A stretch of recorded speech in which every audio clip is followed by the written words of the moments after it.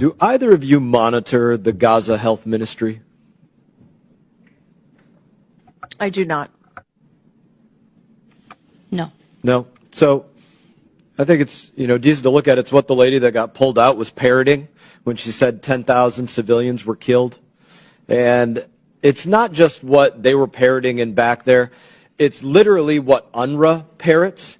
And then when UNRWA parrots it, it's what Al Jazeera and New York Times and BBC and everybody else, it's what everybody else starts parroting. And I'm going to read to you directly from them what they want everybody to parrot. So accordingly to the Gaza Health Ministry, 9,770 people have been killed. This is in Gaza. 70% were women, children, older persons. 24,158 people injured.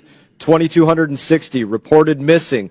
At one point, 521 families, 3,109 citizens, and they give very specific information. Do you notice anything glaringly missing from what I just mentioned to you from the Gaza Health Ministry report?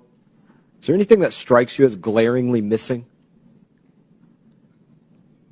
I'm sorry, I don't know what you're referring to. Combatants. They didn't mention the word combatants. No, because they mingle them. Exactly. That's exactly the point.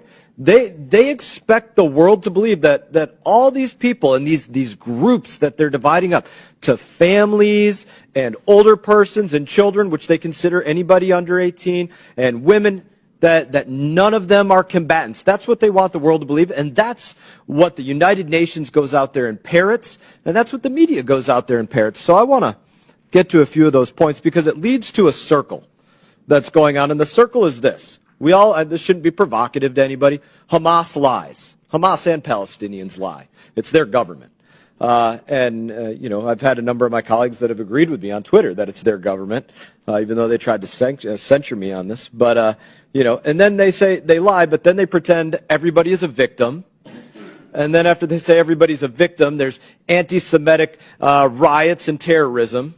And then after that happens, then there's people, members and others, that call for ceasefires in another country and things like this. So I want to ask a few questions on that. Are all combatants men in this war?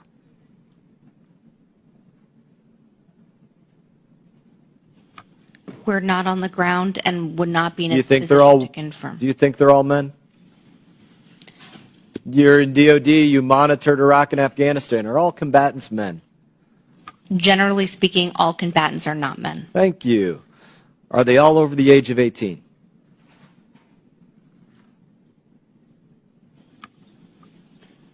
Broadly speaking, there are plenty of designated foreign terrorist organizations who use children in combat. Are they all young adults or some of them are older adults? Congressman, I'm not a lawyer. Okay. Are they all in Gaza? Are all combatants Hamas? No. Are they only individuals that wear black hoods and green headbands? Hamas, just like any terrorist organization, Not just Hamas. Other organizations like Palestinian Islamic Jihad also, I'm sure, don't only parade in the streets in identifiable uniforms. That's right, and it's not just Hamas, like you just mentioned. Now, when I brought this up, which I think is very important to bring up, to identify who's innocent and not innocent, of which I absolutely acknowledge there are innocent people there, even though, again, that has been stripped from me from comments from my colleagues. When I brought that up, my colleague up here, who's missing now, probably conveniently, asked me if I was a member of the KKK. And one of my colleagues over here also tried to censure me for distinguishing between innocent and non-civilian and trying to actually look at who is and who isn't. And this is the big problem about that lie.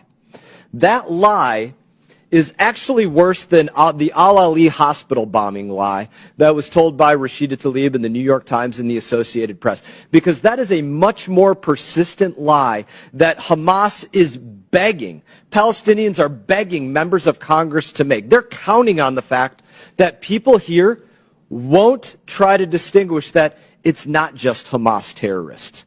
It's also Palestinians. It's also women. It's also under 18. It's also older people. And when they do that, they get that circle of lies where they think everybody thinks over there they're a victim. And then they get the anti-Semitic riots and terrorism. And then they get the people calling for ceasefires and for making them a second state. And that's why that lie and these people unwilling to question that and yelling at me for questioning that are creating a much more persistent problem than even what Rashida Tlaib put out there.